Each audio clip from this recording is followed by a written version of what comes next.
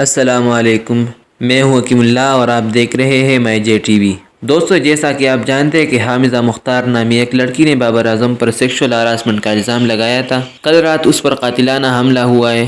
آج کی اس ویڈیو میں آپ کو بتاؤں گا کہ حملہ کس نے کیا ہے اور کس کے کہنے پر کیا ہے۔ تو دوستو، آپ سے گزارش ہے کہ اگر آپ نے ابھی تک ہمارے چینل کو سبسکرائب نہیں کیا ہے تو چینل کو سبسکرائب کرتے ہوئے بیل آئیکن کو دبائیں تاکہ ہمارے ہر نئی ویڈیو سب سے پہلے آپ تک پہنچ سکے۔ دوستو، کل رات قومی کرکٹ ٹیم کے کپتان بابراعظم پر جنسی ہراسگی کا الزام لگانے والی حامدہ مختار پر قاتلانہ حملہ ہوا ہے، جس میں وہ محفوظ رہی ہے۔ حامدہ پر قاتلانہ کے قریب حملہ ہوا ہے۔ حامدہ کی گاڑی پر نامعلوم موٹر سائیکل سواروں نے گولیاں چلائی۔ حملہ آوروں نے حامدہ کی گاڑی پر 4 فائر کیے۔ حامدہ نے تانکانہ میں رپورٹ جمع کروا دی اور سیکیورٹی کا مطالبہ بھی کیا۔ پہلی بات تو یہ ہے کہ ٹارگٹ کلر جب کسی پر گولی چلاتے ہیں تو اس میں کسی کا بچنا ناممکن ہو جاتا ہے، کیونکہ وہ گاڑی پر نہیں، گاڑی میں سوار شخص پر فائر کرتے ہیں۔ دوسری بات یہ ہے کہ حامدہ یہ مکمل ڈرامہ کسی دوسرے ملک میں سیاسی پناہ مانگنے کے لیے کر رہی ہے، جس کے لیے وہ شواہد جمع کر رہی ہے۔ حامدہ پر حملہ کسی اور نے نہیں بلکہ حامدہ نے خود کیا ہے،